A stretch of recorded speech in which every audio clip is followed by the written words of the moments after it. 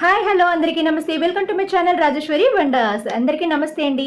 Big boss అగ్ని పరీక్ష season 2లోని episode 2 గురించి అయితే మాత్రం ఈ వీడియోలో షార్ట్గా స్వీట్గా అయితే మాత్రం చెప్పేస్తాను మీ అందరి కోసం. Let's start.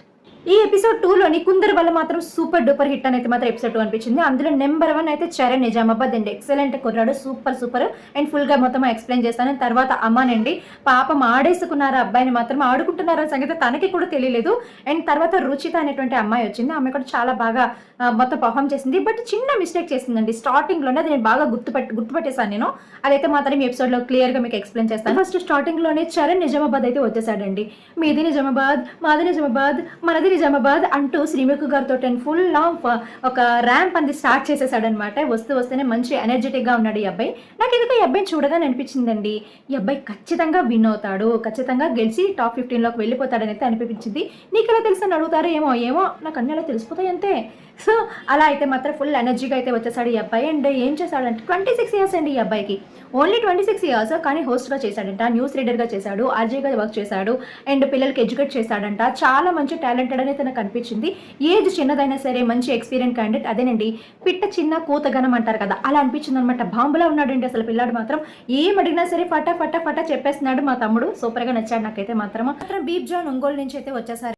ఈమె వస్తూనే బిగ్ బాస్కి ఎందుకు వచ్చామంటే పైసల కోసం అని చెప్పారండి. అప్పుడే కొంచెం పడిపోయారేమో అని అనిపించింది. తర్వాత కొంచెం బోల్డ్గా ఉంటాను నేను అని చెప్పారండి. బీ బోల్డ్ అని చెప్పేసి ఆమెనైతే బయట పంపించేశారు. మొత్తం అందరూ కూడా ఆమెకి రెడ్ అయితే ఇచ్చేసారు. ఎక్కువసేపు అయితే మాత్రం ఆమె నిలబడలేకపోయారు. తర్వాత విశిష్ట, రాక్సాల్, సత్య, నిఖిల్ ఇలా 4 మెంబర్స్ వచ్చారండి. వీళ్ళు కూడా జస్ట్ ఒక 1 or 2 minutes మాత్రమే ఎపిసోడ్లో కనిపించారండి. ఎందుకంటే వీళ్ళందరి పర్ఫామ్ కూడా సరిగ్గా అనిపించలేదు జడ్జెస్కి. మనకు కూడా ఫుల్గా చూపించారు కదా, చూపించినంత మట్లో అంత ఎక్కువేమీ అనిపించలేదు. ఒకరేమో నాకు షో ఇంపార్టెంట్, హస్బెండ్ ఒకవేళ కావాలంటే హస్బెండ్కి డైవర్స్ ఇచ్చేస్తానని చెప్పి కొంచెం నెగిటివ్ అయిపోయారు.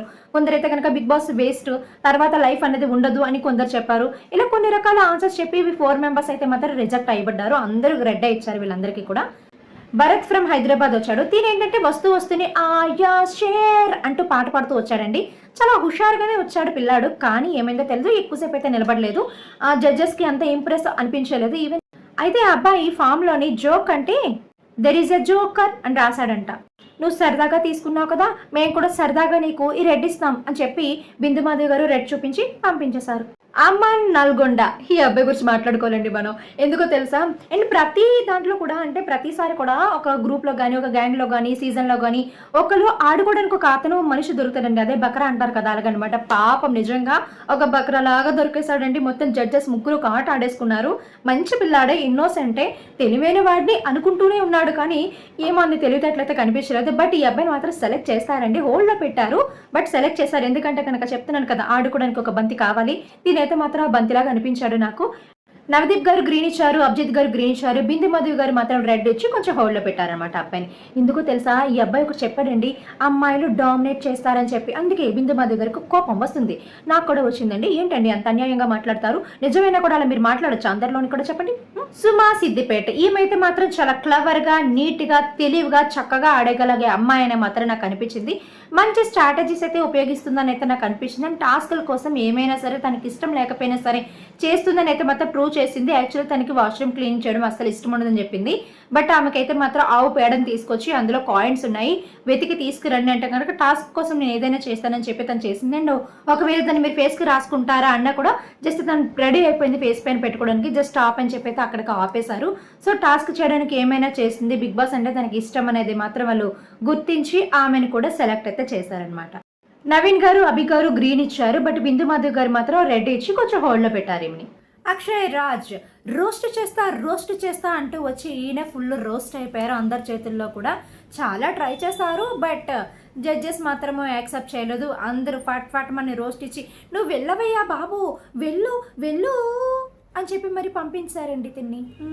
నెక్స్ట్ గాయత్రి ఫ్రమ్ హైదరాబాద్ వచ్చారండి. ఈమెయితే మాత్రం చాలా వెయిట్ ఉన్నాను, బట్ నేను చాలా వెయిట్ లాస్ అయ్యి మూవీస్లోకి అయితే మాత్రమే ఒక ట్రై చేస్తూ ఉన్నానని చెప్పారు. అండ్ సింగిల్ పేరెంట్ యొక్క కష్టాలు తెలియజేయాలి అని అనుకుంటున్నాను. ఇది సంథింగ్ ఆమెకి ట్రై చేస్తారు. ఆమెకి చిన్న టాస్క్ ఇస్తున్నా కూడా చేయడానికి ప్రయత్నించారు. సో ఓకే, 2 గ్రీన్ ఇచ్చారు, ఒకరు రెడ్ ఇచ్చి హోల్డ్లో పెట్టారు.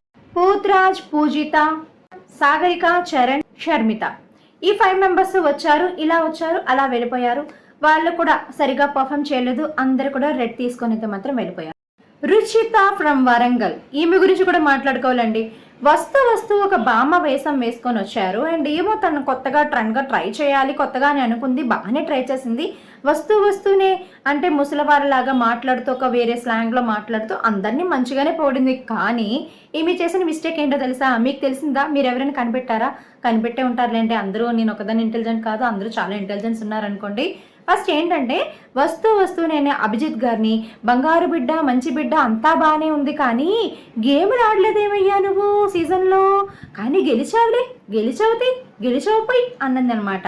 గేములు ఆడలేదు అని నెగిటివ్ ఇచ్చేసి అక్కడ హట్ చేసేసి నువ్వు డౌన్ చేసేసి తర్వాత నువ్వు గెలిచినావు తీయి అంటే దానికి ఏమనుకుంటారు వాళ్ళు? అక్కడే నీ మీద నెగిటివ్ అనేది వాళ్ళకి పడిపోతుంది 100%. ఇదైతే మాత్రం తెలుసుకుని అప్పుడే నేను అనుకున్నా ఖచ్చితంగా అభిజిత్ మాత్రమే ఈ అమ్మాయికి రెడ్ ఇస్తాడు అని అయితే నేను అనుకున్నా. నిజానికి అదే జరిగింది. తర్వాత మళ్ళీ మంచిగా పర్ఫామ్ చేసింది, టాస్క్ ఇస్తే టాస్క్ చేసింది, ఏమి ఇచ్చినా సరే మాట్లాడుతూ చేసింది. అండ్ తను చాలా గట్టిగా స్ట్రాంగ్గా వాదించింది అండ్ మాట్లాడింది, డిఫెక్ట్ చేసుకుంది, అంతా బాగున్నాయి. కానీ చెప్పాను కదా ఫస్ట్లోనే హట్ చేసేసింది అనమాట. సో దానివల్ల అభిజిత్ మాత్రం రెడ్ ఇచ్చారు అండ్ రిమైనింగ్ ఇద్దరు కూడా గ్రీన్ ఇచ్చి హోల్డ్లో పెట్టారు. ఇది ఈ విశేషాలన్నీ కూడా. హలో, నా ఛానల్ని సబ్స్క్రైబ్ చేసుకున్నారా లేదా? మళ్ళీ పుడతామా ఏంటి? సబ్స్క్రైబ్ చేసుకోండి గురు. ఇప్పుడైతే మాత్రం ఒక లైక్ ఇస్తేనండి, మీకోసం ఇలాగా మస్తుగా అన్ని విశేషాలు చెప్తూనే ఉంటా.